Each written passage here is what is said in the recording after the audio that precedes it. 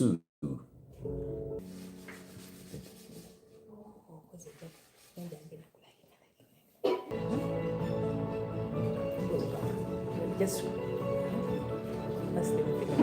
How is the internet now? Nick, how can I send you a bottle of my best flatulence?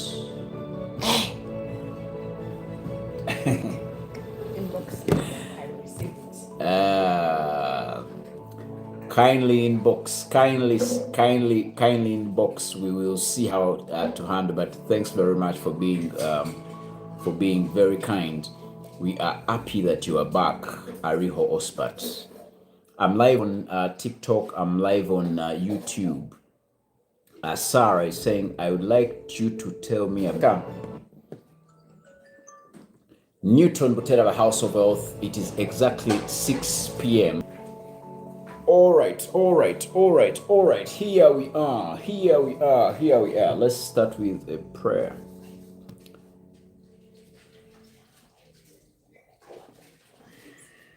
Why is leaving your job to start your business so hard, even when you are fully convinced? This is a very good question from Rachel, who is on TikTok. She's saying, why is leaving your job to start a business so hard, even when you are fully convinced? I'm going to give you the reason, but let me also first give you the backup. The backup is somewhere in Genesis. Let me first give you something from Genesis, such that you know why the business is so hard. Okay. So in Genesis chapter 3, verse 17, this is why every business you will ever try to do, everything you will ever try to do to earn, I'm going to give you the basis, then I'll talk about the realities. So in Genesis chapter 3, verse 17, God is saying, and he said to the man, you listened to your wife and ate the fruit which I told you not to eat. Because of what you have done, the ground will be under a curse. You will have to work hard all your life to make it produce enough food for you. Can you imagine? You will have to work hard all your life to make it produce enough food for you. And listen to what he added. It will produce weeds and thorns, and you will have to eat wild plants. Now listen to 3:19. Very dangerous. You will have to work hard and sweat to make the soil produce anything until you go back to the soil from which you were formed. 19, Genesis 3:19. You will have to work hard and sweat to make the soil produce anything. Now, I want you to realize that the Bible has used the soil because in Genesis we are talking to people who were in the garden. In other words, we expect them to be digging, tilling, and all that. But in real life, everything you do, you are like a farmer. That's why everything you do takes processes. Even if you are in an office, you will need processes. Even if you deal in land, you need processes to get the money. If you have a restaurant, processes to buy the food as raw materials, to process the food as raw materials, to organize, to serve, to clean dishes, to get the payments. But they have ensured that any business you go to, and I want to tell you, I've been involved in numerous businesses. I've sold art, I've lent money, I've been in farming, I've dealt in cattle, I've reared goats, I've been a money lender, I've been a financial advisor, now I'm a lawyer, I've been a data analyst, I've been a computer, I've been a software engineer, I've been a programmer. I've dealt in a hardware shop. I've been in construction. I have, name it. And I want to tell you, I would like to tell you, there is no one who can ever convince me that there is any business where you will never struggle, or there is anything you enter when you never struggle. It's because it is written. Now, that's the background. Now, I'm going to tell you in real life what really causes some of the hardships when we move from job, because I moved from employment and I became self-employed when I started up House of Wealth. Now, one of the reasons why it becomes hard when you leave your job and you go into business, it's because, number one, you may leave your job when you have not set aside some money to cater for the basic needs. Remember, when you're still employed, you are the breadwinner at home or for yourself. So you are at the job, you get the salary, you buy food, you pay for transport, pay rent, pay for data. Now, that would mean that if you want to quit, you must organize yourself in a way that when you leave your job, these daily requirements are satisfied. Because when you leave your job, hunger will not negotiate. Disease or ailments or pain, you get a stomachache, you get a headache, they will not negotiate. They will need you to have money to cater to them. So that's why it's important that before you leave your job, you need to know the amount. We call it, in financial literacy, we call it the financial riddle. It's called a riddle because it's the amount of money we are looking for every month. So a financial riddle is the amount of money you are looking for every month to cater to all the basic needs. So rent, transport, water, electricity, data, food, perhaps even clothing. The total amount you spend on them per month is your financial riddle. If you're going to leave your job and start a business, it means that you have to make sure that you have found your financial riddle for a minimum of 6 months. Because remember, the business you're going to start is a baby. And I want to repeat that. Every business starts as a baby. Look at babies. What are babies known for? They just pee anytime they want. They need pampers. When you give a baby a phone, a baby can drop the phone even in water. So babies spoil things. A business as a baby, it is rest assured it will spoil money. Why? Because as it starts, you do not know whether you have the greatest location. You do not know whether you have the fine product. You do not know whether your partner you're doing that business with is righteous or honest. You do not know whether customers want these particular products. So the business is a baby and it needs a minimum of, some businesses need up to 2 years for you to figure out the actual rightly working model. Up to 2 years. So one of the ways not to struggle is to make sure that you start saving the money that will look after you when you quit your job, such that you can still sustain yourself or your family. Then when you quit, you start working on the job. That's why you see, you're saying even when you're fully convinced. Now you need to realize that full conviction is required, but it's ultimately not the only requirement when you're outside here. When you're outside here, you will need a network, you will need customers, you will need a product, you will need a service, you will need a location, you will need a mentor, you will need advice, you will need to be on the lookout. So whereas conviction is important, all the other things come. That's why entrepreneurship is not for everyone. That's why we've advised people that businesses are not for everyone. Some people will lack the oomph.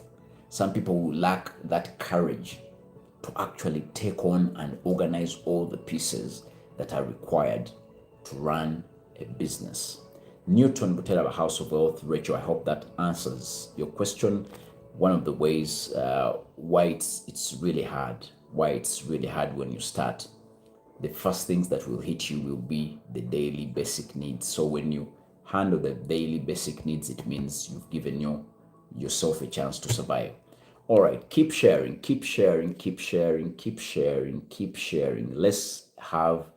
We are 136 on TikTok and more people whom we can't see, but I see only you've shared the message to only 21 people. Only 21 people have shared. Can we share such that the sharing is almost like the number of people who are online? So I'm looking for another question.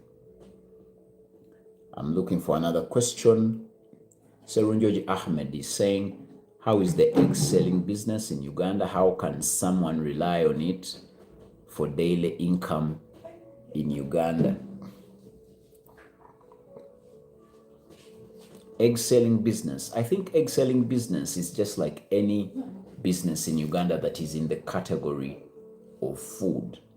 I usually look at Uganda as a food economy because whether we are in the lockdown, whether we are where, we must be eating.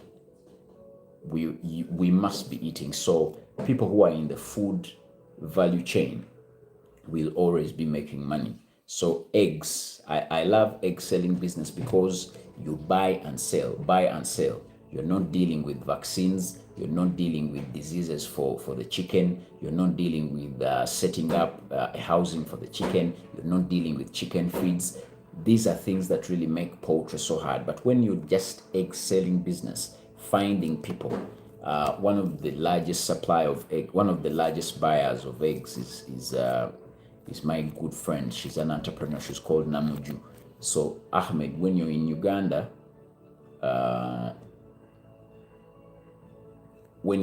you will let me know such that I connect you to one of the people who are really big in egg selling business in this country, such that you take on the business. All right. Okay. Polix Remix is saying, talk about how we can fight inflation. Number one is inflation has to be talked about in a macro way. You see, in economics, there is what they call micro and macro. Now, handling things like inflation are things to do with the government, Ministry of Finance, Bank of Uganda, and how they use the different monetary policies and all that to handle inflation. They could decide to borrow more, or they could decide to delay payments, or the government usually is the one that would run inflation. For us, we are on the receiving end. And one of the things we can do is to engage in things. For example, if you have money and you realize that inflation is taking on, we invest in things like land, because real estate is always going toe to toe and above inflation. So we pick our money from banks and unit trusts and put it in assets in real estate, such that we fight inflation. Otherwise, when the money is on the bank account, by the time you remove it to withdraw it to use it, you really can't get the same value or buy the same basket of goods. Maybe for the friends who are here, I could define for you inflation in simple terms. Inflation is when the money you have can no longer afford the same goods it did. For example, I bank on my account, I put 1 million shillings today. But that 1 million shillings today can buy, let's say, 100 batches of matoke. If my 1 million can buy 100 batches of matoke, and I withdraw that 1 million after 6 months, and when I go to the market, they tell me that the 1 million can now only buy, let's say, 50 batches of matoke. It means inflation has eaten into my money.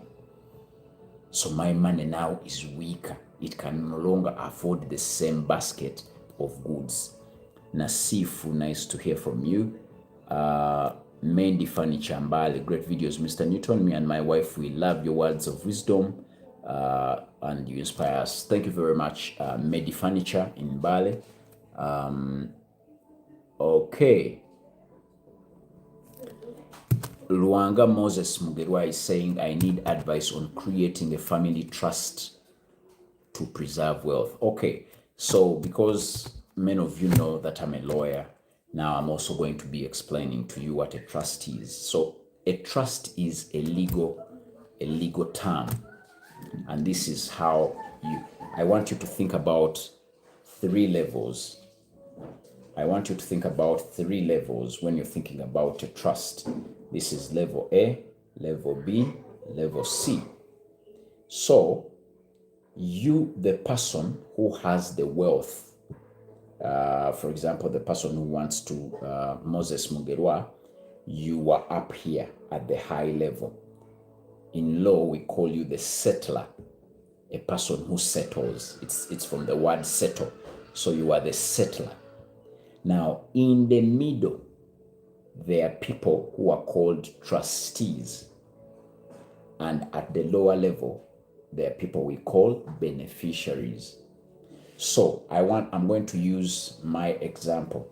So if I want to create a trust to preserve my wealth, me as Newton Butelaba, I will be up here as the settler. Now, I have to look for a committee of people whom I trust to be the ones to manage the property for the people at the very bottom of the chain, whom we call beneficiaries. So one of my beneficiaries may be Mercedes, Tesla, and their mom. So they are my beneficiaries. They're down here. Now, I can look for trustees, the people I will give the property to manage it, to look after it, and the whole entire estate. So I can look for my dad, my lawyer, my business partner. I can have 3 people. I can have my dad, my lawyer, and my business partner as trustees. Because I trust them, they can always manage my property for the benefit of my people down here, my wife and kids. So, me as the settler, I give the trustees the power to manage the property for the benefit of my wife and kids. This is how a trust is created. So you create a trust, you go to a law firm, you can come to me, and I draft for you what they call a trust deed. After drafting it, then I will go and register it. After registering it, I incorporate it such that it is seen as though it is seen as an entity. It's given life as a legal person, a fictional legal person. So that's how it works. But how does it preserve wealth? How does it protect money? The trustees whom I've given all my property and wealth can never sell because they do not own. But also my wife and kids, who are the beneficiaries, who benefit from everything, can never sell. So the trustees can't sell, the beneficiaries can't sell. That way, my property, the buildings, rentals, and all that, the land, will stay intact for all the years, because the kids can't sell, but also the people I've put in charge can't sell. I hope that makes sense. And that was legal. You see now, that is estate planning, legal, wealth, finance. That's why I love things I do, because everything is fitting into. I think now you realize why I went back and studied law, because everything now comes and fits into. I'm better placed now to teach people how to preserve money. All right, I see that on TikTok you've only shared 44 times. I will only answer another question when the increment goes to 100.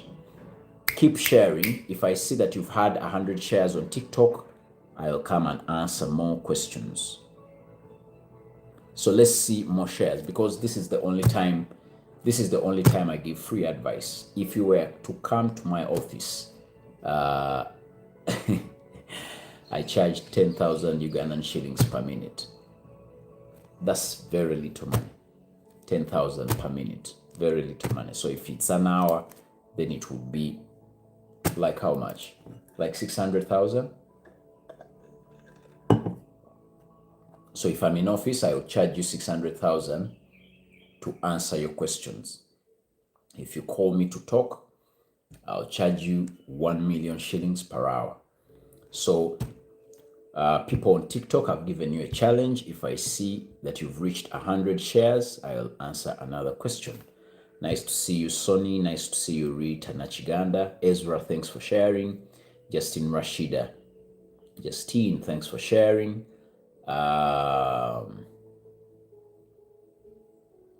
DK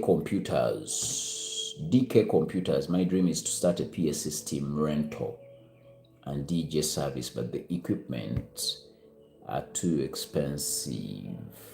Okay.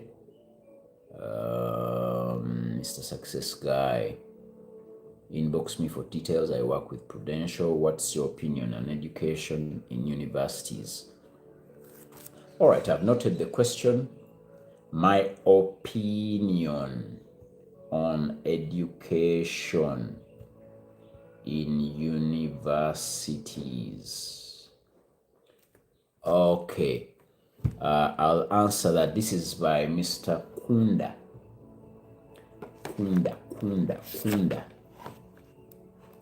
Okay, I'll answer that. You are on, I see 68 shares. I said I'll only answer when the shares reach 100 or more. So, Mr. Kunda, you could advise all the people on live to share. Jesse Classic Footwears, thanks for being on the show. Nelson is saying background sound is too much. Really? It is in the lowest of the low. Okay. So someone is saying, kindly requesting you to enlighten me about Prudential. I'm not part of it, so I'm not able to advise on it.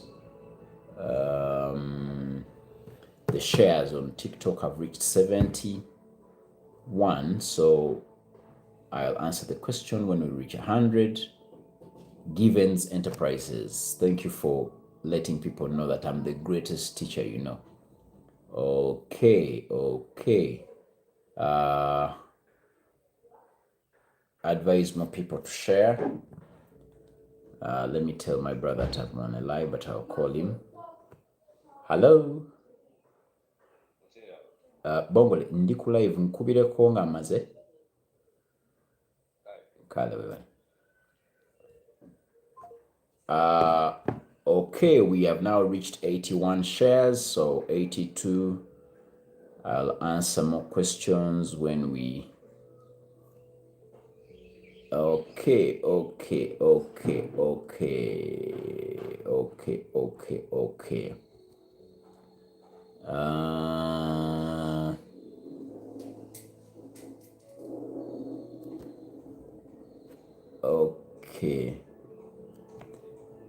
Someone is saying, can't you reduce your financial consultancy for us?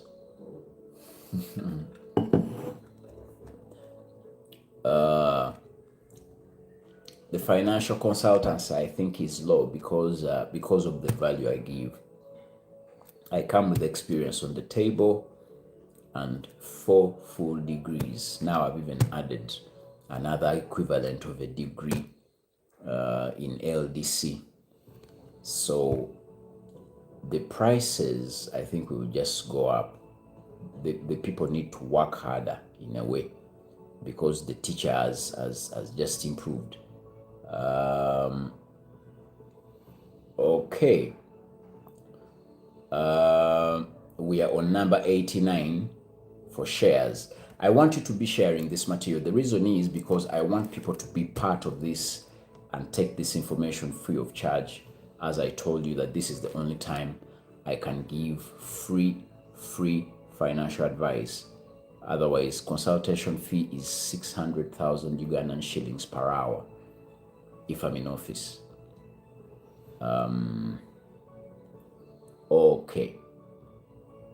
Okay, we have now reached 100, so I can answer questions. So, Trust Tired Solution is saying, Professor, whenever school fees time reach, I find it difficult. I think you're not the only one who struggles when school fees time reaches. School fees always are in January, and that's why they even call it January. But it comes from planning. School fees have nothing to do with money. School fees have to do more with planning. For example, how have you planned for your kids to study? Number one, have you planned that your kids are in schools you can't afford? That's the very first thing. If your kids are in schools and you're punching above your weight, your kids are in schools and you're punching above your weight, every time they say it's school fees time, you will struggle. So the question is, knowing what you know now, are your kids in schools you can afford? That's one. And it's very easy to know that you can afford school fees. You look at your income.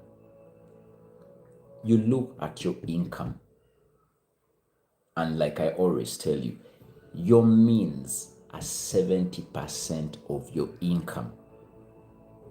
If you earn 1 million Ugandan shillings, what we call your means, the line that should show you your means, should be 70% of your income. So I want to ask you all people a question. What is 70% of 1 million? What is 70% of 1 million Ugandan shillings? Can you answer, please?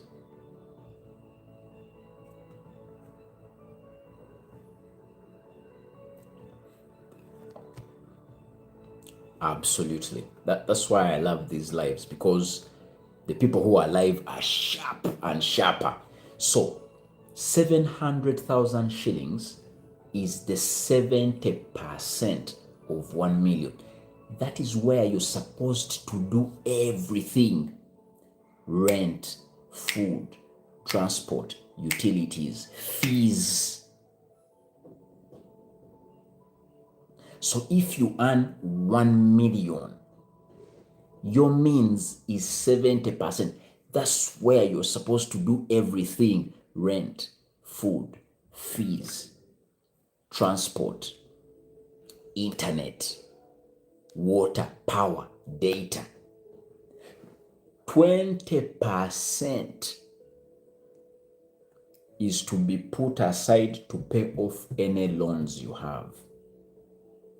And 10% is for saving.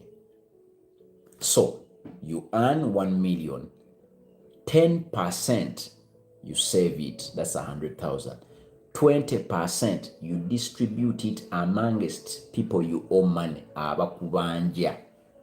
Then 700 is where you look for all this. Ntuse has said it. Cheating also has to be. So even when you want to get side cheek, oba byosazeo, byonna byosazeo, 70%. The moment you jump out of 70% of your earnings, you have disorganized the flow. It means you're going to borrow. It means you'll never be able to invest in anything. And it means you will be in what we call the vicious cycle of poverty, which we actually call the rat race. Have you heard of the rat race? The rat race is when you have hand to mouth. And it's not only in Uganda.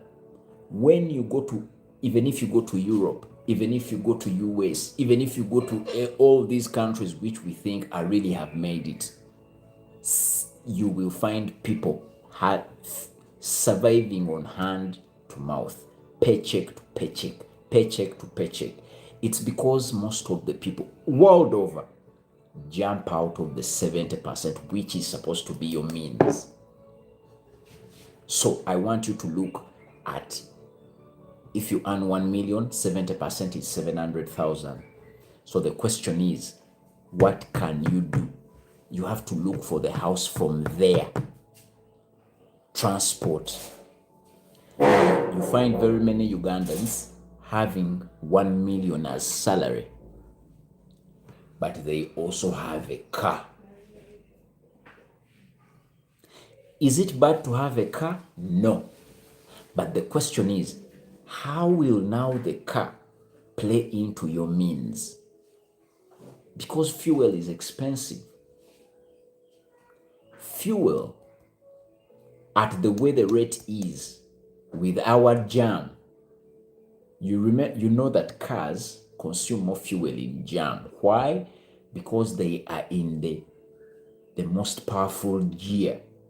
If a car is in the most powerful gear, it has to use a lot of energy is required to move the whole entire body of the car over a hill. When you are in jam, even sloping, the car will need a lot of energy to slope, because the cars are following each other. Now, what really happens is, if you spend 20,000 per day on a car, you will have spent 600,000 a month.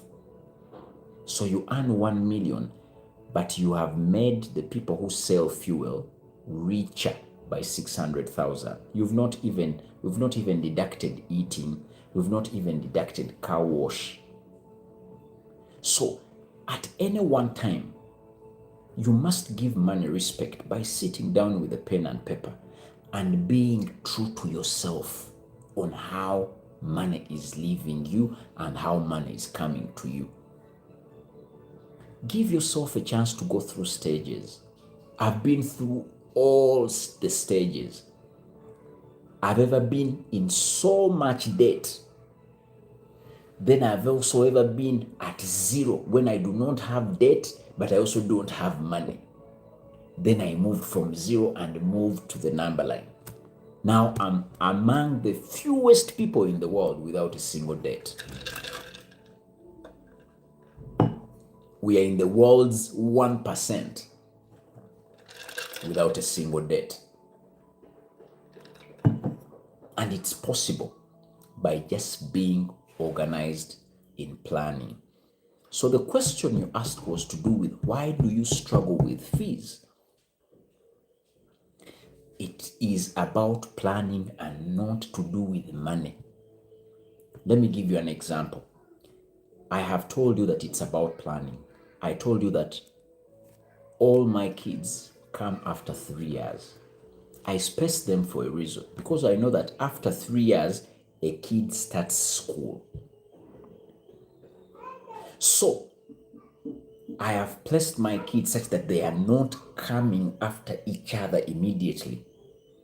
If kids come immediately after each other, it means this one will be in P1, this one will be in P2, this one will be in P3. So at every one moment, when they are going to university, they are all going to university. They are all going to secondary.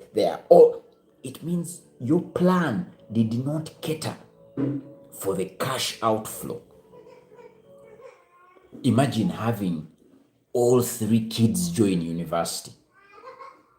It requires, when you have actually saved some money for that. Imagine all kids joining pre-primary school, secondary school, or primary school. But when you space them and you space them, they come have it. Ta, ta, ta. So Mercedes will be 6 years when Tesla is 3. So Mercedes has studied for 3 years when Tesla is home. It has saved my cash outflow for fees. When I tell you that these things we do practically, you say they are motivational speakers. But everything I tell you, I do practically on plan. So if you haven't given birth, plan the rate at which you give your kids. You sit with your wife and you plan. She will bring the egg, you will bring the sperm. Think through it, talk about it. Stop these things of she was pregnant by mistake. No. Let her be pregnant on a plan. Edward Higiro, how are you, my brother? You've asked what happens if the trustees mismanage your wealth. So if the trustees mismanage the wealth, they will be taken like any other person who has misused like a company, who has mismanaged like a company.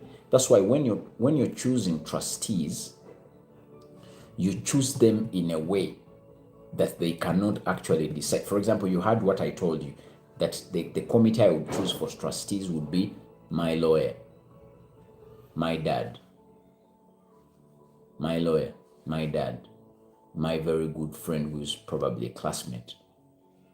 I could add some other person, such that at any one moment, everyone is for the good. The trustees are always for the good. You look out for people who are looking out for the good for you. It will be very hard for them to mismanage. All right, so as we continue,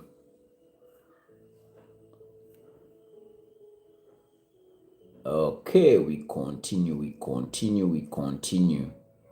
Rachel is asking, what is the ideal number of children one should have, leaving other factors constant? I think the ideal number, it's actually going to depend. But for me, personally, I don't think I can go beyond 4 kids.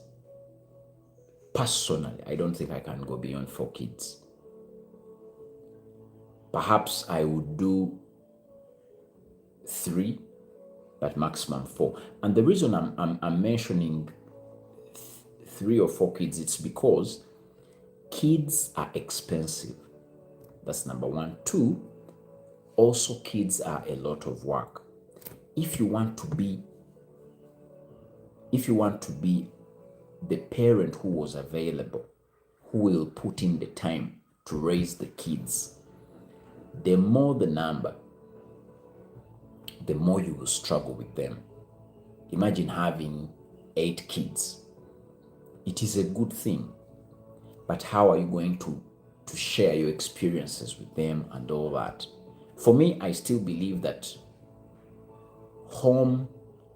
the lessons learned from home by far exceed and supersede the lessons learned from any school. My dad taught me business. There is no business course, not even at Harvard, not even at University of London, that can teach me what I learned from my father's hardware shop. They can't even dare try.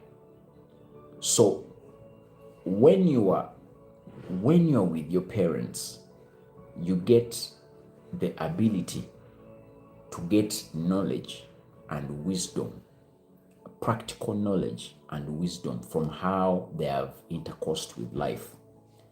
The more you are, the lesser the time will be available for all of you. So I think as a present dad, I want God to give me a chance to be that father who will invest in my kids' time to teach them things. Right now, my daughter is 6 years. She just made 6 on Jan 4th. But if you try to play cards with her, you would struggle to win. At 6 years, so I've taught her how to play cards. I'm teaching her money at a pace, slow pace, because I'm giving her the time. I want to be a father who is available. So if you're a father, be available. If you're a mother, be available. and those few kids you have, give them the time. Schools can no longer educate. Schools no longer have a chance to educate. How many kids sit in a class? Are you going to tell me one teacher is going to monitor 100 kids in a class? One teacher. No wonder they no longer even give comments. They're all now comments are computer generated. If you notice, if you read report cards, now all comments are computer generated. You can work harder. Please strive. You should be encouraged. But in our days, a teacher would give a comment that describes what they have seen. They would say, Newton has been the best in class, but Newton is so talkative. It would be a comment. They would say, Rose has been but Rose is always crying in class, such that the parents check themselves. But these days, schools can never. They just now put in the computer, and the computer just generates. If someone is above 50, try harder next time, be encouraged, put more effort in math, put more effort in English, that kind of nonsense. So, we continue. So Karen is saying, I will differ from you, Newton. All right, Karen, tell me, how are you differing from me? Is it on the kids issue? My stand is simple. I have told people they can give birth to the kids they want, the number. Some will give birth to 100, others will give birth to 20, others will give birth to 40. But me, I want to go past 4. So I'm waiting to hear from you, Karen. What are we differing on? Alvin is saying, just got a job. I'm confused on whether I can put my savings in the bank or start resale Wi-Fi business. Okay, when you start reselling, anything selling, you can grow the money. Try the business. Okay.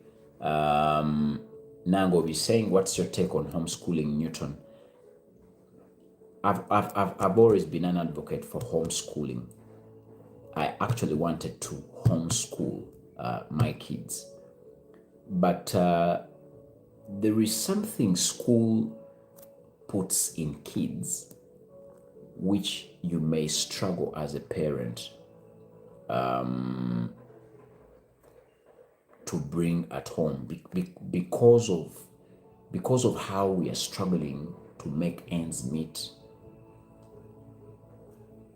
A mother may try to homeschool, but because of work, it is a combination of things. Perhaps homeschooling will be more favorable to maybe one of the spouses who says, I'm going to stay home, such that you have a stay-home mom who is first of all patient. Because remember, the kids who teach our kids, the teachers who teach our kids are professional teachers who are going to be patient with the learning, who are going to be studying the environment. They know how kids behave and all that, and then they monitor the development.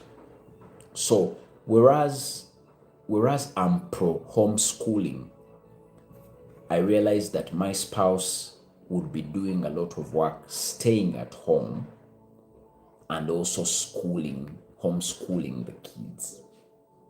But I know homeschooling would be good. It has its advantages and its disadvantages.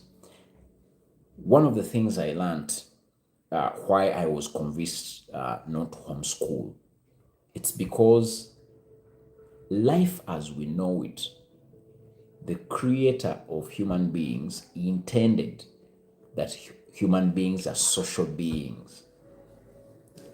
And there are very many opportunities I have gotten as a person because of my social nature, on how I deal with people, on how I can know that this is a person I can trust, that this is a person that I can relate with, that this person is now angry, that this person is now happy, that this person is a very good business partner. Now, all those skills can be picked from an environment when you put your kid to deal with other people. When you have your kids stay at home, they will be excellent at what they will learn. They will learn piano, they will learn guitar, they will learn English or any language. They will learn all these things. But remember, they will fail to grow that tact, that skill of people. The moment they struggle with the people skill, they will come and employ people and always be abusing them because they cannot deal with people. If they do not employ and they are the ones to be employed, they will struggle to be with people in a network, in a society where there are other people. They might be shy, they might be introverts, they might be all these things every time you throw them in a community with people. So I realized it's actually important. Now, for example, you see me, I speak. All my money I get is from people because I market and sell. I grew the confidence. Growing the confidence comes from being with people. That's why my daughter, I sent her to school. Now, when I sent her to school, she's now going into P1, but she was a vice president. She had to campaign in a school. I was not caring about the politics of the school. For me, what I was caring about, can my daughter hold a microphone and stand before 300 kids and speak to them? That's how people lose stage fright. That's how people grow into public speaking when it's normal to them to stand before people. So don't deny them the opportunity to relate with society, because who knows, they might grow up and want to be politicians, but the day they bring them to speak to a crowd, they just faint. They might grow up to be musicians, but the day they could be very great musicians, they have learned the piano from homeschooling. Then the only way they should be earning money is when they have staged a concert. Then there are very many people in that concert and they can't even press the keys on the piano because they are not used to crowds. So that's when I realized that I partially homeschool. How? When I'm with the kids in their holidays, I put in the time as a dad. Actually, I'm going to tell you the decisions I've made. I've been studying that whole entire period of law. I've now put studies on a hiatus of 3 years. I'm not going to be studying anything for the next 3 years.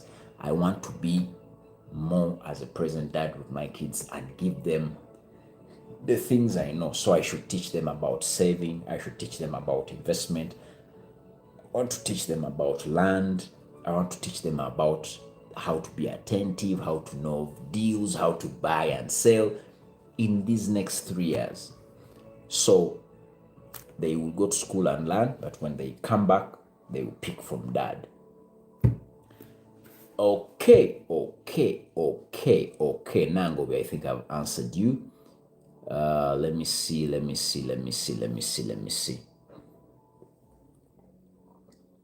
Matilda, hi Matilda. How are you? Sarah Kazibwe, nice to see you. Nice to know you're live. Okay.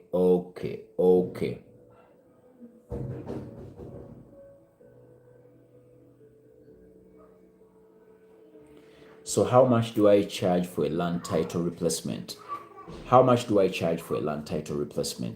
It depends on very many things. The value of the land.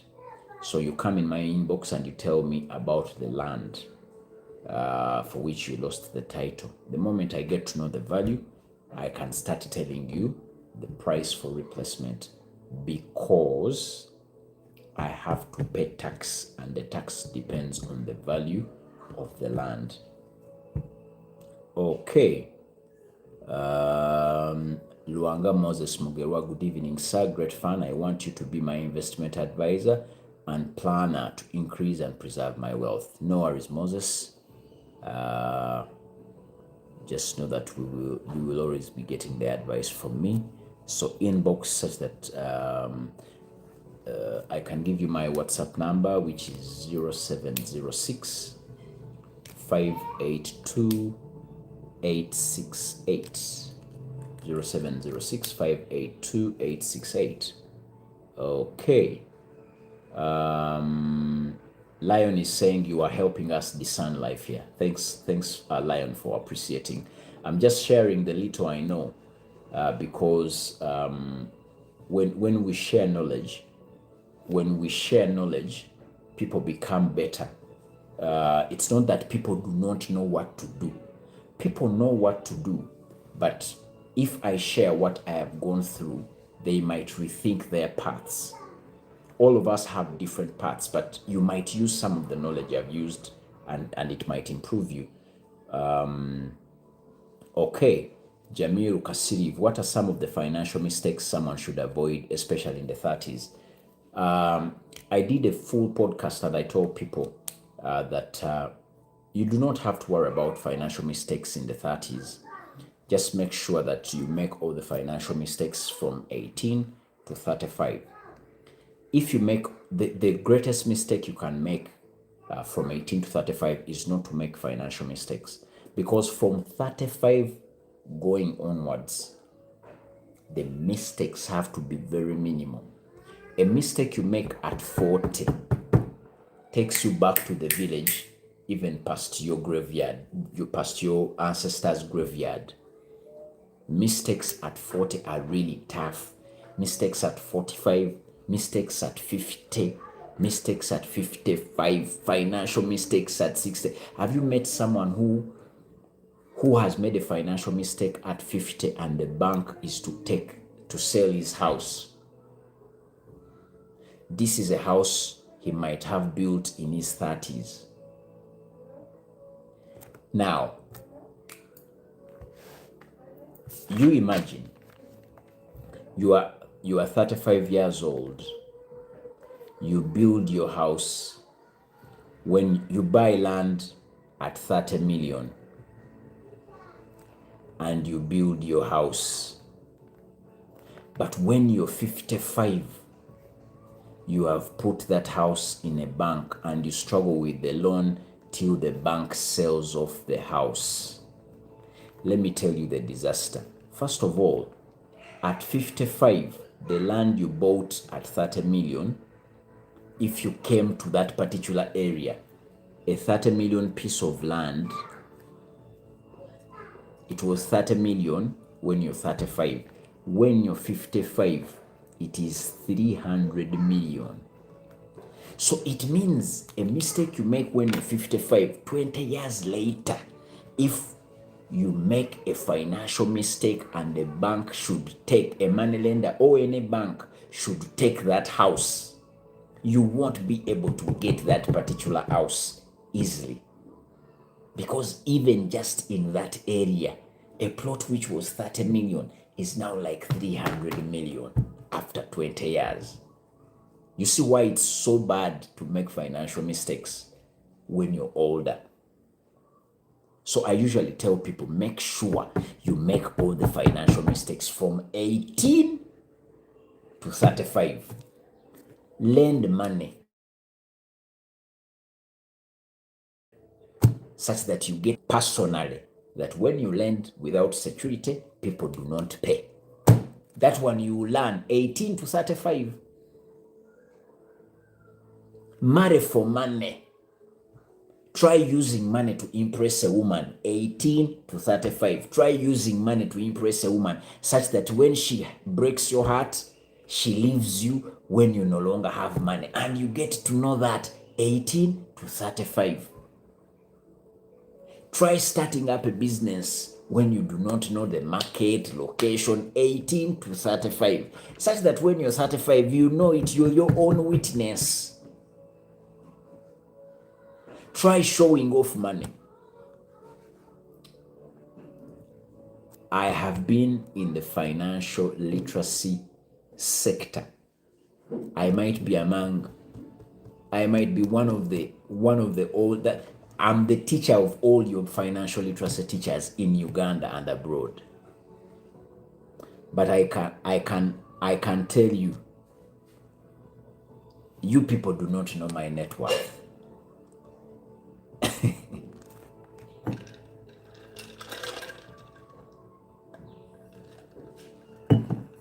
You do not know my net worth. But I'm a teacher for money. It's because I have resisted all the temptation of showing off money. Even if I have very many cars, you will usually always see 1 or 2 cars. Even if I have buildings, you'll usually only know that I sell land, but you will not see. You might be lucky and you get to know that that's my building, but you will not see it. It's because of the experience I've picked on the journey from 18 to 35. When you are old, now I'm 42 years, let me tell you something in law. In law, when someone takes you to court, which we call a suit, and they sue you, and you lose the case, what follows in law is something called execution. What is execution in law? The person who took you to court and beat you in court now wants to gain the fruits from court. So their lawyer first writes to your lawyer. There is what we call costs of the suit. The court will tell you that you've lost this case and this is the amount you shall pay. Now, they are what they call damages in law. For example, if I took you to court because you could have slapped me. So when you slap me, you break my jaw. I go to a lawyer and I say, Fahad has slapped me. My lawyer tells me, first go to a hospital. I go to a hospital, they do scans on my jaw. They repair my jaw. They work on my jaw. They give me medicine. They call me for review. I keep the receipts. You could find that they have worked on my jaw from just your slap to a tune of 100 million. I keep that aside. Then, because I was down with a broken jaw, I could have told my workplace that I won't be able to work. Or if I'm self-employed, they call me to speak as a speaker, I can't speak because I have a broken jaw. Remember, I charge $1,000 for every talk, minimum. $1,000 what? Dollars for every talk, minimum. Now, when I take you to court and I sue you for battery, the tort is battery. When you beat someone, there is assault, but then there is battery. So when I sue you for battery and I win the case, the judge will first of all see whether I have what they call special. I will ask the judge for special damages by showing the judge my receipts from the hospital. Special damages. So the court will ask you to pay the special damages. They are 100 million, which I have proved with the receipts. Then the court will say, hey, how was the guy inconvenienced? He was not working, he was not eating, he was not even going for all these talks. He could not enjoy his life. He can say 200 million for general damages. Now, special damages were 100 every cost I spent, which had a receipt, 100 million. General damages, inconvenience, 200 million. Now we have entered 300 million. Now, there might be some exemplary damages, example where the court will want to stop the habit of people slapping others. They might tell you, pay maybe 30 million in that kind, those punitive damages, the exemplary. So it will be 330. Then there will be costs of the suit because I paid a lawyer. You could find that whole entire bill is 500 million Ugandan shillings. Now, my lawyer will write to your lawyer and say, since the case is over, kindly pay us the 500 million as a harvest from the case. The moment you say you want or you dilly-dal, my lawyer will go and start on what they call execution. Now, in execution, there is something they call attach. Execution has very many ways, but in law, one of the ways to execute, to enjoy the fruits, attach and sell. I'm giving you this legal advice for free, such that you know, but it's wisdom. Now, when they execute by attachment and sale, it means my lawyer will look for a bailiff. My lawyer will apply to court will look for a bailiff, and the bailiff will start looking for Fahadi's property. If they know your house, if you know your block of apartments, your car, your things, everything they know you have will be ready for attachment for sale. So when we do not show off and we live like paupers, it's not that we do not, it's not that we want to showcase that we do not have any money. It's out of wisdom on how to protect our wealth. Because when they do not know anything about you, what will they attack? What will they attach? That one is something you can only learn today. So, keep showing people where your houses are, where your properties are. When you fall in problems, you've heard of execution.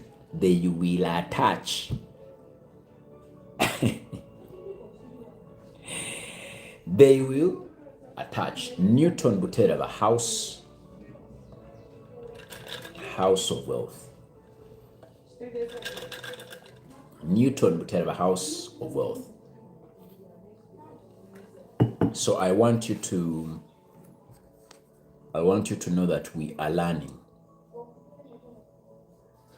Rita Nachiganda. Life is a jungle, so you keep your head, you must treat life as a jungle. You keep your head down.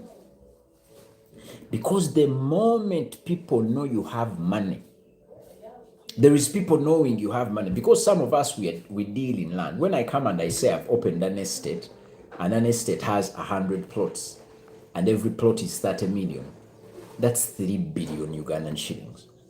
So people will know that I have money. But because I do not showcase the money, it gets out of their mind that, but the moment you come and showcase the cash, you showcase the cash. The very first person that will come to you is the government. You read that book. I usually mention it. It's called What Self-Made Millionaires Know, Think, and Do.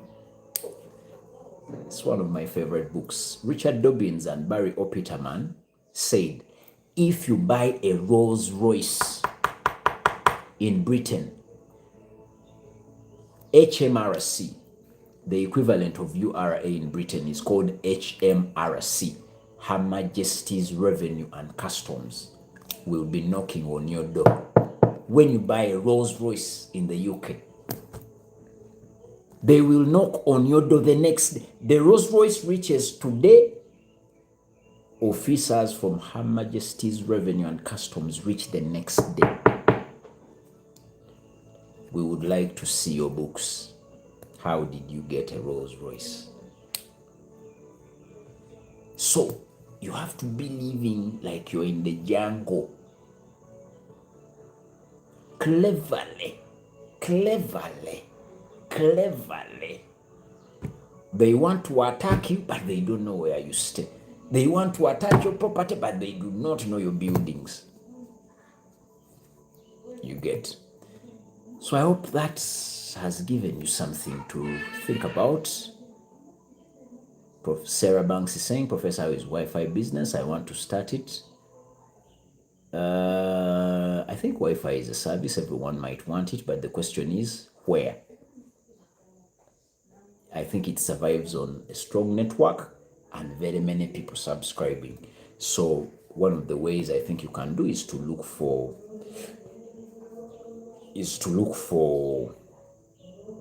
the users.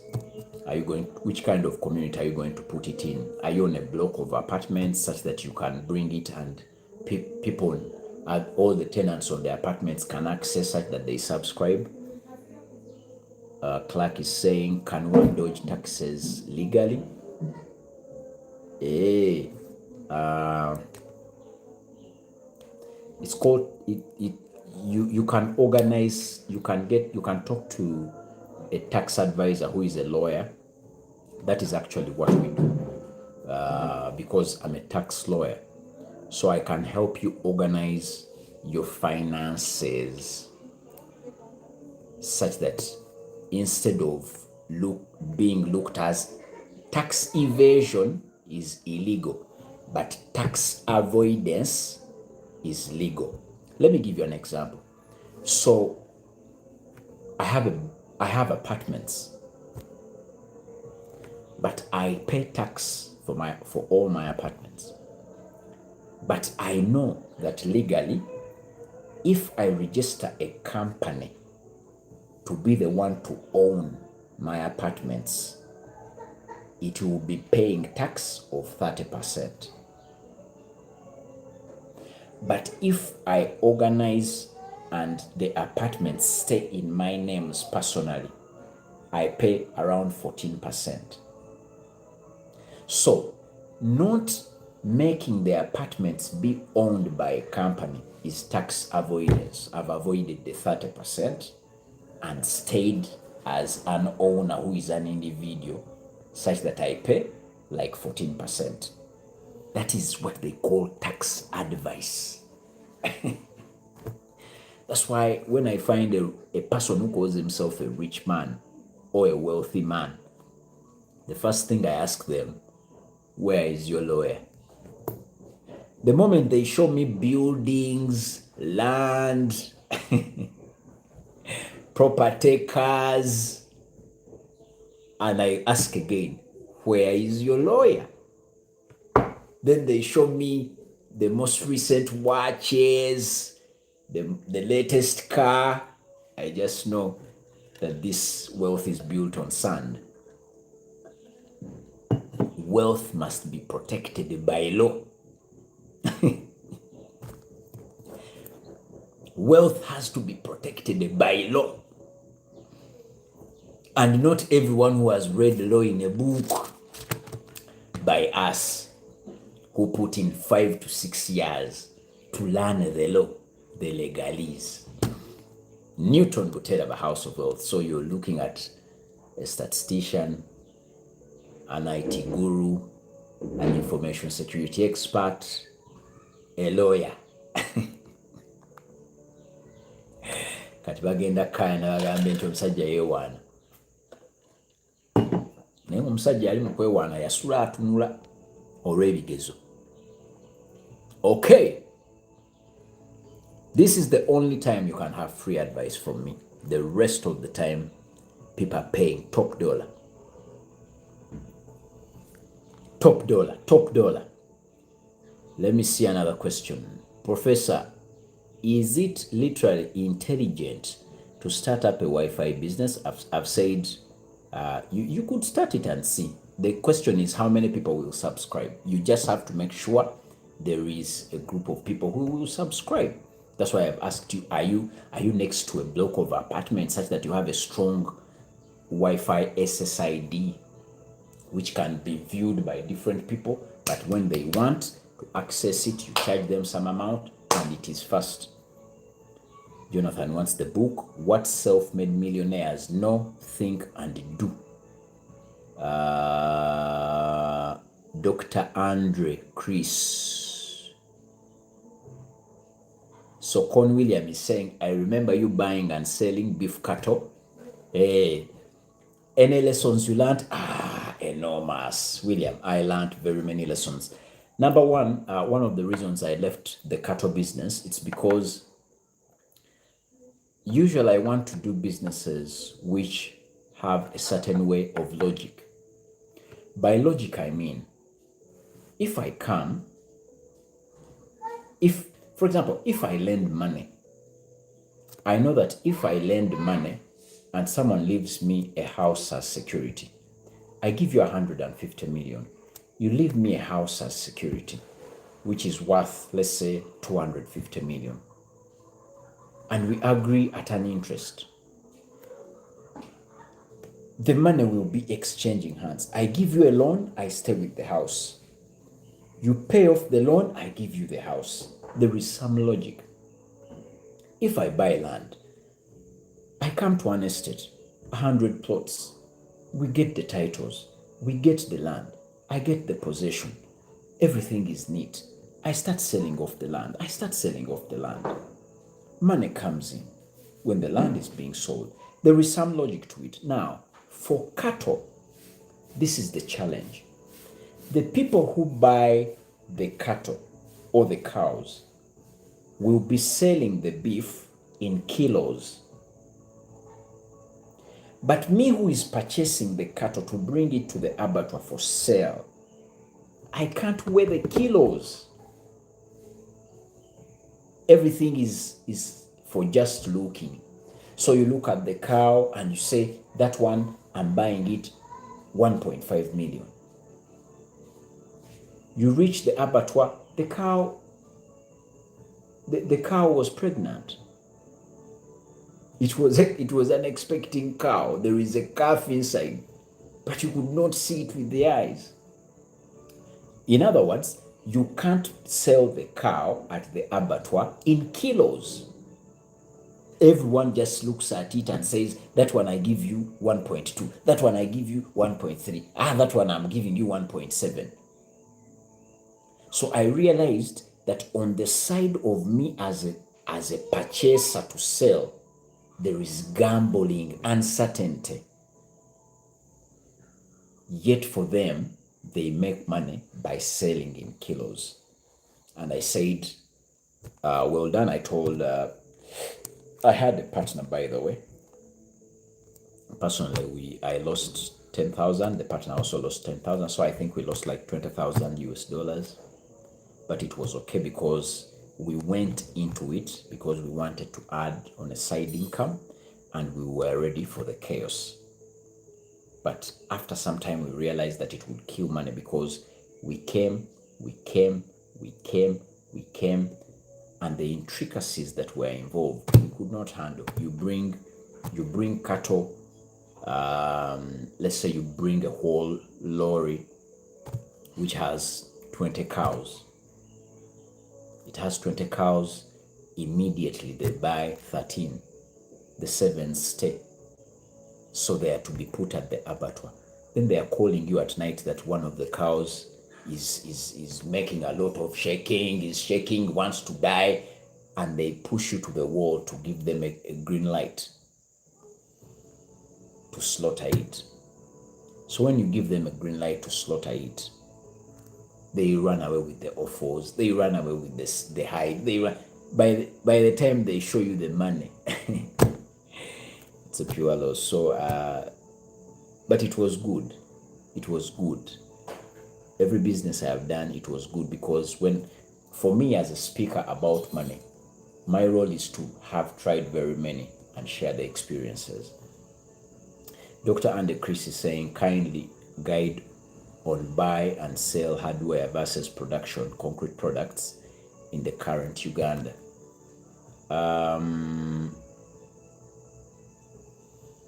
Okay, I think the buy and sale of concrete products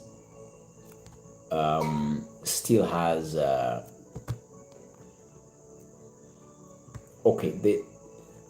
what can I say?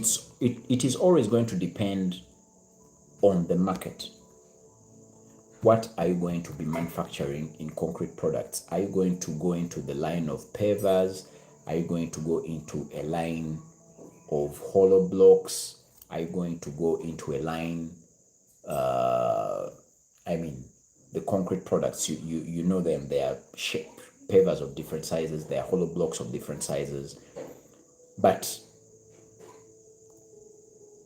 I would advise someone to actually do both businesses. The reason I'm telling you to do both businesses is because of something I picked from my dad's shop. When my dad opened the hardware shop, people started trusting him as the authority of hardware. My dad started up the very first hardware shop in Mityana. So he became the authority on all hardware products. So when he started manufacturing paint,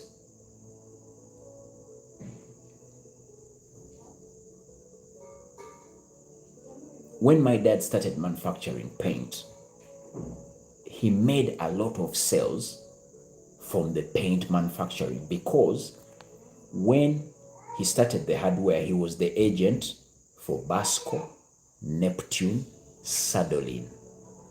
That time there was also Peacock Paints. Now, because he was the agent for all these spring paints, at that time there was emulsion paint, Jetuita Langiama's emulsion paint. It was made by Victoria. So when he started manufacturing paint, it was very easy for the customers who have come to buy all the other things to believe him when he recommends his own paint. He called the company Cocksure Paints.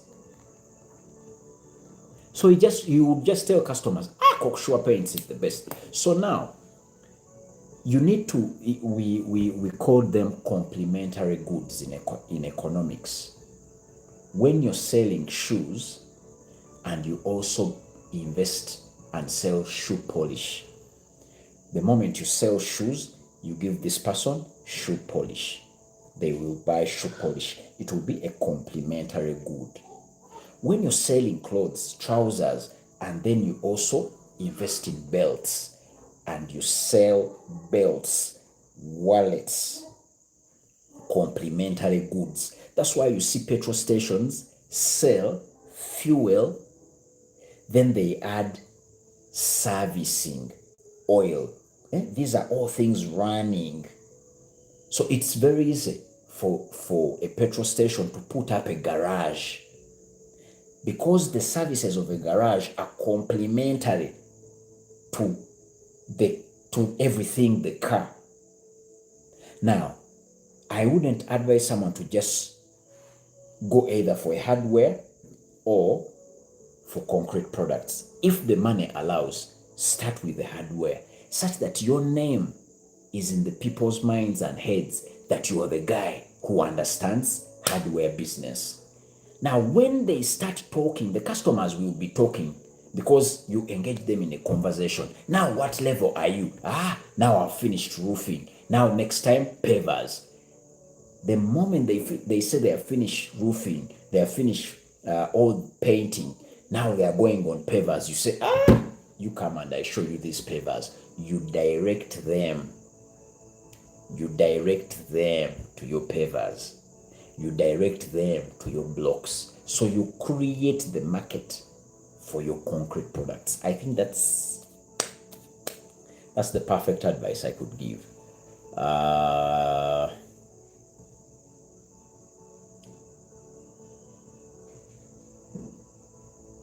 So Clark is saying, Professor, how can I easily spot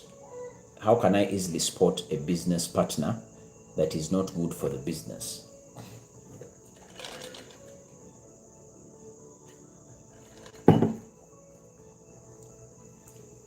I've told people that for me, if anyone is to be a business partner, I would have tested them with money before we even become partners in business. That's why I was telling you that 18 to 35, make every financial mistake. Lend close friends money. Because your close friends are going to ultimately become your business partners. Lend them money. While you're still at university and your friend says, help me with 20,000, lend them 20,000. Don't even write. And you see whether they respect are they a person of their word. Someone borrows 20,000 and they say they will pay it next week Monday, and Monday reaches and they do not talk about the 20,000. No message, no call, no physical talk about the 20,000. You would know that even when you are partners in business, they can receive a payment and go silent. Life has given us that chance. There is a reason why God gave us very many senses. He realized hearing is not enough, gave us eyes. He realized hearing and eyes were not enough, gave us nose. He realized hearing, seeing, and smelling is not enough, gave us a tongue to taste. Realized the tongue, smelling, sight, and hearing are not enough. He gave us a hand to touch. He did not even stop there. You see, we usually say, I have 5 senses: hearing, sight, smelling, taste, and touching. But there is a 6th sense called intuition, which is that gut feeling. Every time you're going to do something wrong, the gut feeling tells you. The intuition, something tells you. In Christianity, we call it the Holy Spirit. Lets you know that where you're going, the people you're dealing with. So in business, we do not just do things for. We see, we hear. I learned that in money lending. Very many people think money lending is about having money and lending. Money lending is about intelligence. If you are not intelligent, you can't lend. And what do I mean by intelligence? You must be gathering information and analyzing it at every second. That's why as a money lender, you must have a talk with the borrower. And if possible, record the borrower. Not to record that you will show evidence. No, you will analyze the information. Someone will tell you, I want to borrow 50 million. And you say, you want to borrow 50 million? What is the money for? I'm clearing goods in Mombasa. That is very important information for you to note. Clearing goods in Mombasa. You relax, an hour goes, you ask them, what do you deal in? Then they'll tell you, I'm a consultant. What will you use to pay? Tell you, I have a business. Now, if they say they're clearing goods, you ask which goods. They will tell you, I'm clearing, let's say, I'm clearing tires. But when later you ask, what business are you into? They say, I'm into produce. That's where now intelligence must come in, and you say, clearing tires, and you do not have a tire shop. You must be listening. You must be adding all the pieces. It is all the people I have ever lent money and did not pay, I was able to tell from the very first time I faced them. Now I'm wise, of course. But let me do some business here. If you want to buy land, let me first do some business. I want to sell you people some land. Land. I want you to first write my WhatsApp line where you're going to make an inquiry on land. I want to sell you some genuine land. So 0706 582 I want to sell you some genuine land. And this is the land I'm going to sell you. Number one, I have land on Hoima Road. I have land on Hoima Road. I also have land on Kasanje Road. Which other land can I sell you people? Let me first advertise this. Now, the land on Hoima Road. The land on Hoima Road, I'll sell it to you at 18 million plus 2 million for title transfer. That's a total for 20 million. And I'll give you a chance to pay in installments. So the number is 0706 582 868. That's my number. Even if you put in what, it will show you Newton Buteraba. But I want to tell you why I'm selling you land on Hoima Road. From Nansana to Wachiso, that's the most developed stretch in the whole entire country. Did you know? From Nansana to Wachiso, it's the most developed stretch in this country. Why? Because it has over 100 arcades. Nansana to Wachiso, the stretch has over 100 arcades, has over 50 petrol stations. Every service and amenity is there. But yet, Nansana is Kabaka's land. Everywhere there is Kabaka's land. So it means people would want to be next to the development where they can own personal private Milo land. So if you are in Gobero, which is Hoima Road, Gobero is, you move on Hoima Road, you move Nansana, Wachiso, Kachiri, Gobero. So Nansana, Wachiso, Kachiri, Gobero. And a 50 by 100 plot, genuine land. All my time I've sold land, I have never been in court for selling fake land, or I have never been in court for selling someone and they do not get their land, or I have never been in court that someone did not get any title they paid for. So I will give you a payment plan. Most of my clients are abroad, and I'll give you a payment plan. We will talk.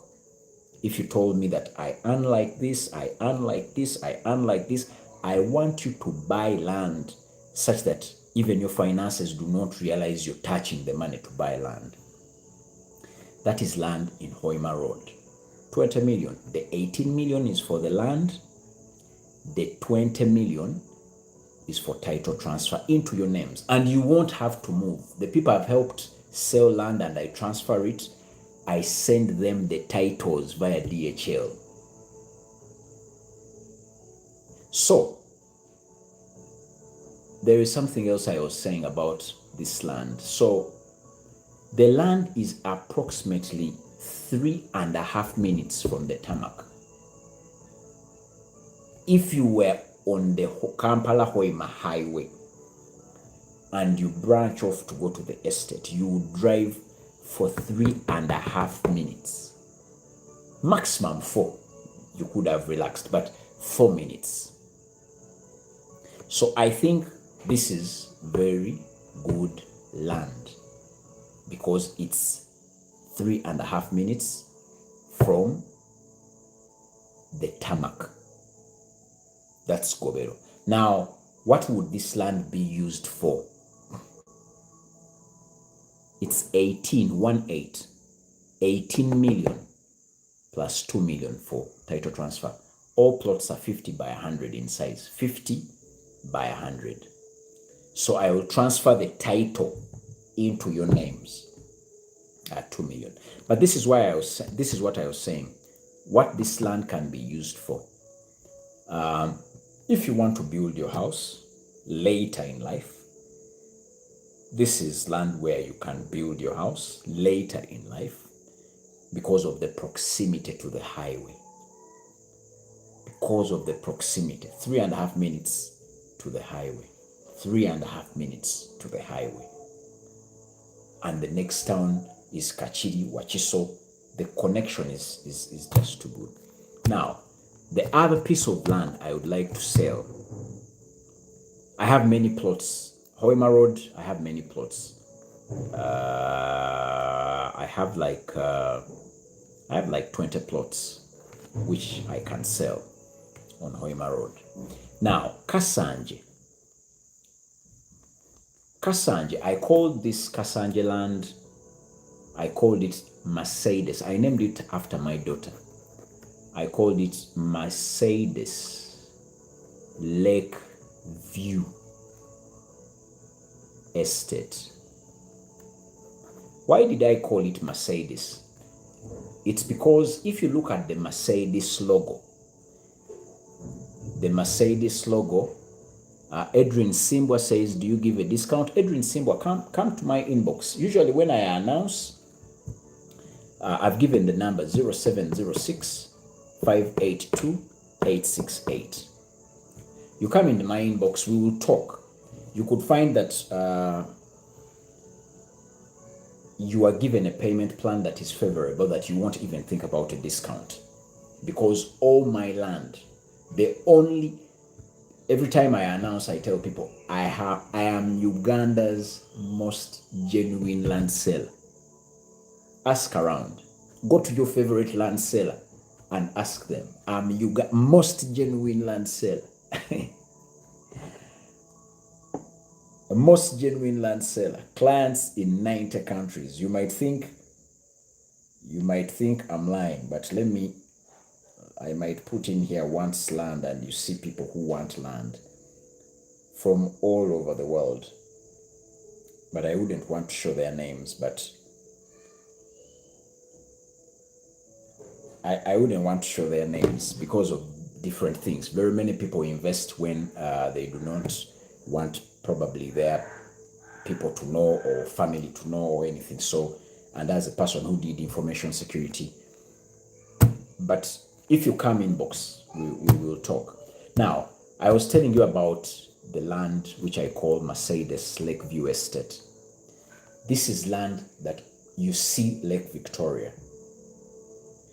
When you're on this land, you see the country's most expensive house. Did you hear of that house? Which was visited by a Buganda Prime Minister, and they launched it. It's owned by a very huge businessman who deals in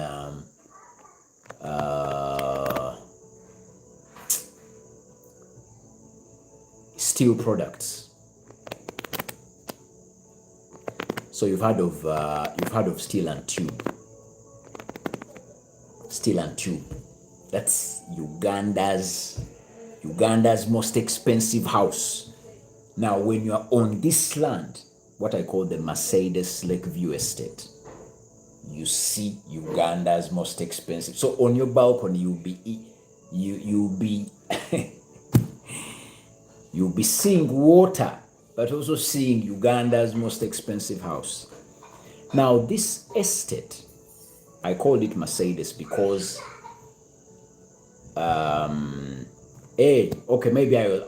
State House is owned by Ugandans, but I'm talking about indigenous personal house.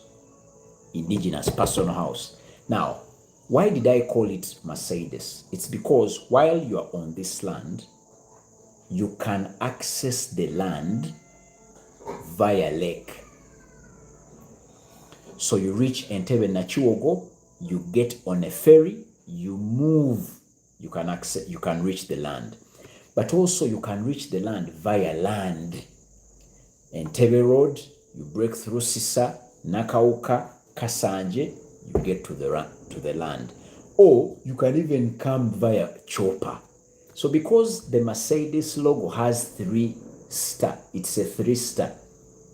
Mercedes as a company wanted to conquer land, air, sea. Land, air, sea. That's why the Mercedes logo is a 3-star. They wanted to make machines to conquer land, air, sea. So land, they would make the cars. Air, they would make engines for aeroplanes. And sea, they would make engines for submarines and all that. So even this land can be accessed by land, air, sea. Most importantly, anyone who tells you that they are coming from abroad, all the planes that go to the airport, you will be seeing them.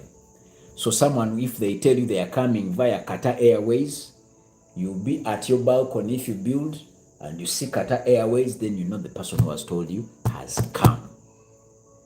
Now, this land, I'm selling it at 10,000 euros.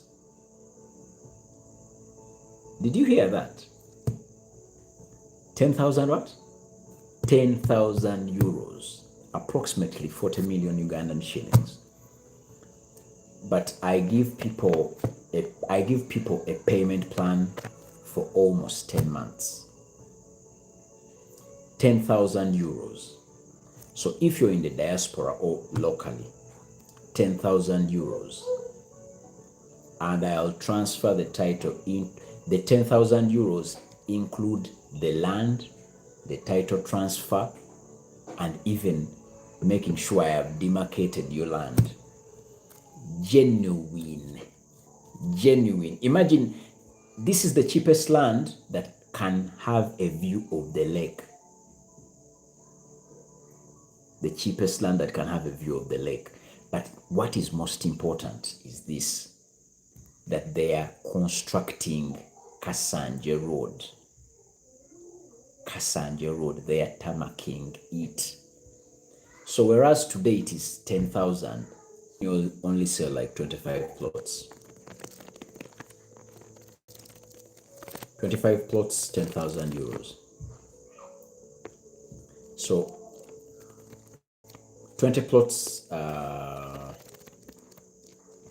Hoima Road, 25 plots Kasanje Road. You read the news, they're tarmacking Kasanje. So I'll give the number again before we continue into the questions. The number is 0706 582 868. 0706 582 868. All right, we are back to the questions. Thank you, Onditi. Thank you, Vandras. Thank you, Rhoda, for writing the number.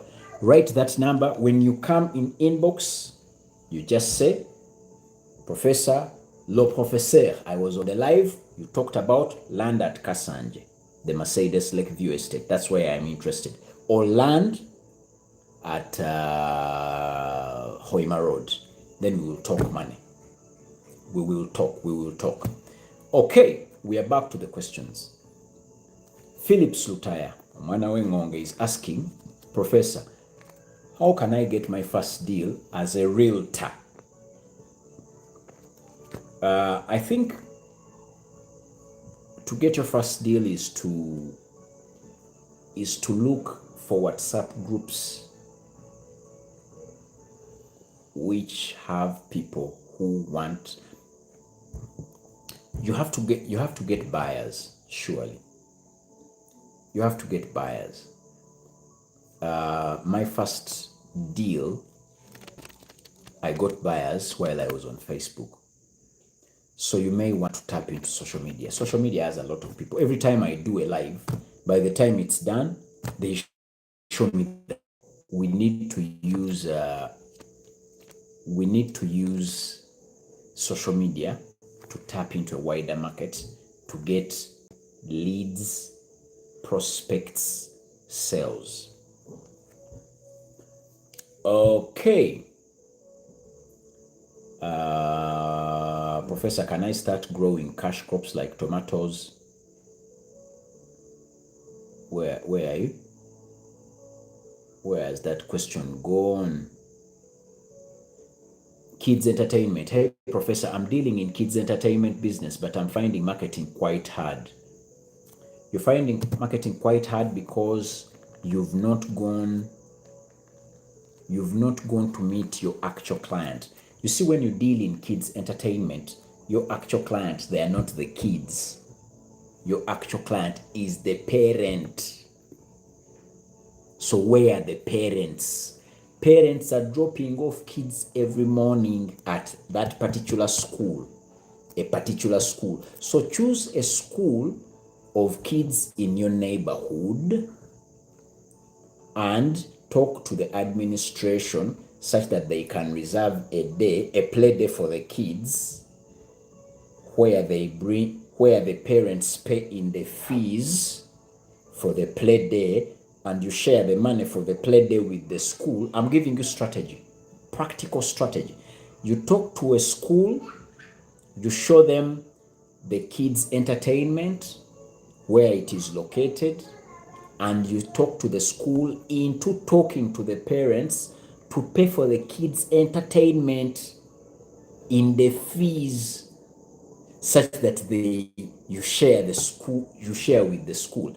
Do you realize that we have very many schools which make us pay for swimming, but the schools do not have a swimming pool?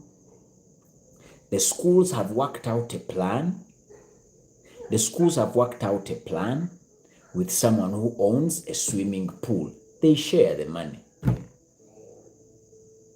So your number one client are the schools who have the kids, or the parents who bring the kids to the school. So you have to make a flyer and come and wait outside the gate, or ask the school to allow you, hand over the flyers to every parent who is leaving. In Uganda, the number one business is kids business, because every year we give 3 million kids we give birth to 3 million kids. No country, every country has struggled with Uganda, but we are always ahead in giving in the fastest growing population. So know that and know peace. Okay. 100% Faithful has told you that he is the only land seller with no brokers. I'm the last and the first. When I come here and I say that I have land on Hoima Road, no broker. When I say that I have land on Kasanje, it's not that I'm brokering for anyone. No, these are my plots. They are in my will. So if I sell, I remove from the will. I sell, I remove from the will. And because I'm a lawyer, I'm a what? I'm a lawyer. It means I know about the land laws, how to protect you, how to advise you. So, I've told you, friends, that in Uganda these days, It's better off to buy from genuine individuals. You buy from me, you know I can't run away. I'm either on TV or on live or on Voodoo House. You know how many years I've been at Voodoo House? No changing office. 2018 December.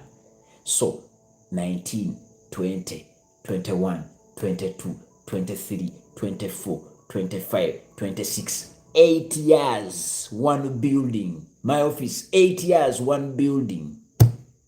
Never locked, never what, always there. Okay. Jamil is asking, hello, what's your take on investing in Uganda Stock Exchange? Uganda Stock Exchange. I think Uganda Stock Exchange is still on the way to grow. Personally, I don't invest on the stock exchange. I wonder how much money you have, but I consider, I have a friend, one of my former classmates, who is the 8th largest shareholder in Bank of Baroda, and Bank of Baroda is listed on Ugandan Stock Exchange. I realized, which year was it? Like 2 years ago. Like 2 years ago. They usually make some money, but it's the stock exchange here is not like the stock exchange abroad where you will wake up and stock has overgrown. The activity is still running low, so I would advise you to first grow that money into a business if you want to do business, or you could put it in a unit trust where you can monitor with ease, because when you put money in a unit trust, you can tell them, I do not want to make any loss. I want what I have given you to be retained. And they will give you low income, but when you've seen that your company is growing. So my take is not to demean the power of the friends on the stock exchange, but personally I'm not there. So if I'm not there, I'm not best placed to advise you whether to go there or not. But if you follow me, then you know what to do. Okay. Edgar Hudson is asking, please talk about the Mercedes estate again. The Mercedes estate, I told you, it can be accessed by land, it can be accessed by water. If you're to access it by water, you drive on Entebbe Road, you leave people going to the airport, then you go to Chitoro, then you reach Nachiwogo. Then you take a ferry, which is free of charge. The ferry is exactly 12 minutes and it reaches the land. When it reaches the land, you get your car off the ferry, or your bike or your motorcycle or anything, you drive to the land. That is if at all you've used sea or water or lake. If you choose to use land, then you can go via Nakauka, Kasanje, and you're on the road. You could even come from Masaka Road, you reach that in PG, Kasanje, you on the land. I told you, you go to Google Maps and type in Sundiata Beach. When you type in Sundiata Beach, you will see all the ways of access of Sundiata Beach, because the estate is in the vicinity of Sundiata Beach. It's best that you book an appointment and I assess you individually and then I guide.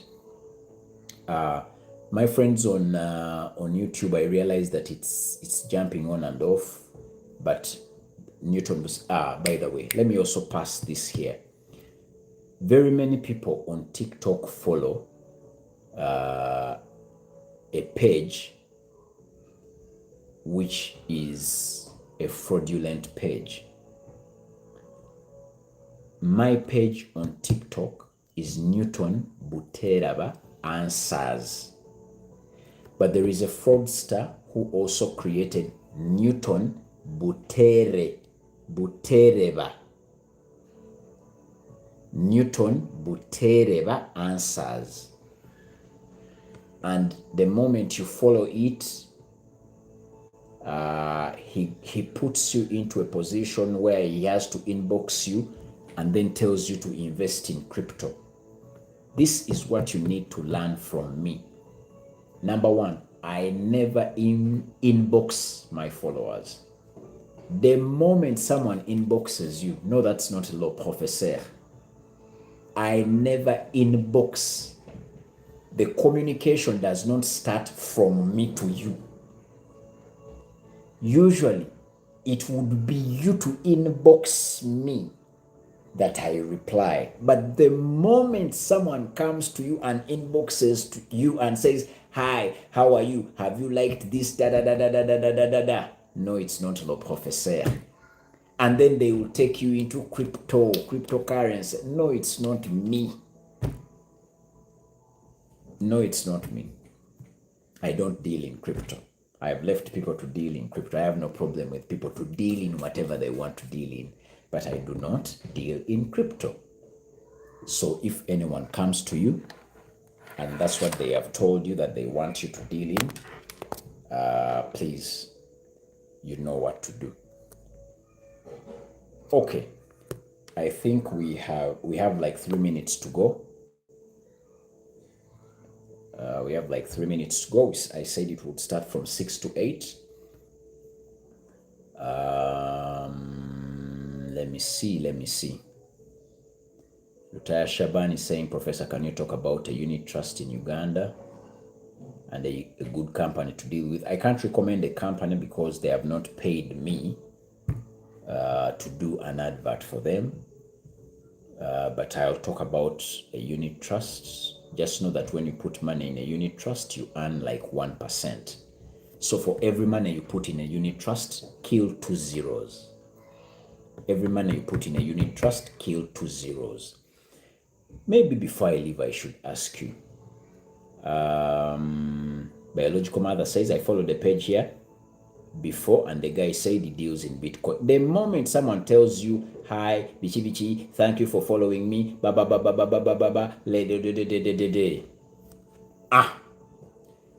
you would know that that's not le professeur, because I do not inbox. It would always be you to first inbox me such that I reply to you. But me, to start a conversation, no chance. So if someone does that, no, they are fraud. Also look at their followers. I have 147. I think we are approaching 150K followers. The other page they created, they put my photo, they have put some of my videos, and people have been following it. Now it has like 34,000 or approaching 40,000, but that's not me. So please do not be scammed. Okay. Moha Stud. "Professor, I'm volunteering as a nurse and I have a business store. So what should I choose exactly?"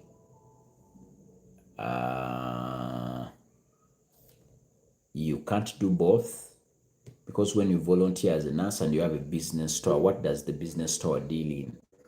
You could find being a nurse is your passion, but if you want to do anything that is your passion and you love being a nurse, but because you're just volunteering, make sure you can give this business some time. You remember what Jesus said in Mark 6:24, "You cannot serve two masters." So if you've started a business, look at it as a child. Transfer it to a level where it has finished breastfeeding, it can walk, it can talk, then you go and do another thing. But very many of us, we start the business, it can't talk, we start a business which is a child, it can't walk, it's struggling with breastfeeding, it's struggling with colic, it's struggling with all these things, and then we want to start up something else, or we want to give our time to something else. It's very dangerous. Okay. Philip Suter says, I'm your student always. We must create a mission, jobs for our people. Okay. Habe is saying, sir, I inboxed you. You didn't reply me. You inboxed, Habe, you inboxed which one? My number, 0706 582 868. 0706 582 808. You send me a message. I'll try. I usually have very many messages, but I will reply. I will try to reply. No matter the time, I'll try to reply. So friends, our time is fast spent. I would like to thank you. I intend to be running these lives every weekend. If I'm not available on a Saturday, then I will announce a Sunday. If I'm not available on a Sunday, I will announce on a Saturday. So I want you to use this opportunity to look out for these sessions, such that you can ask a question,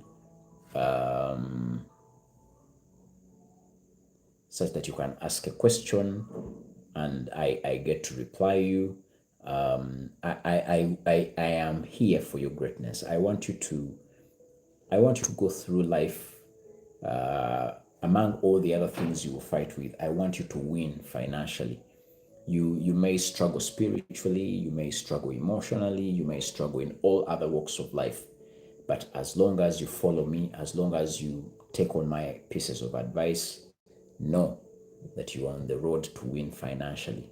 I've been there. I have friends who are wealthy. I have friends who give me advice and wisdom, and it's all I share. I share my experiences. I share advice for my business, and I share advice for my friends. So I want to wish you the very best. Don't forget, if you want to invest in land, the land in Hoima Road is 20 million, and that involves the land title, which is 50 by 100, and the title in your names. The land in Kasanje, which is the Mercedes Lake View, is 40 million. It's 40 million, and that also includes the transfer of the title into your names. It could be you. You could tell your uncle, you could tell your friend, you could tell your sister who is abroad, anyone who is in your vicinity, to take that opportunity. So I love you so much. We meet next weekend on the same show. Question and answer sessions. Newton Buteraba. May God bless you. Bye-bye.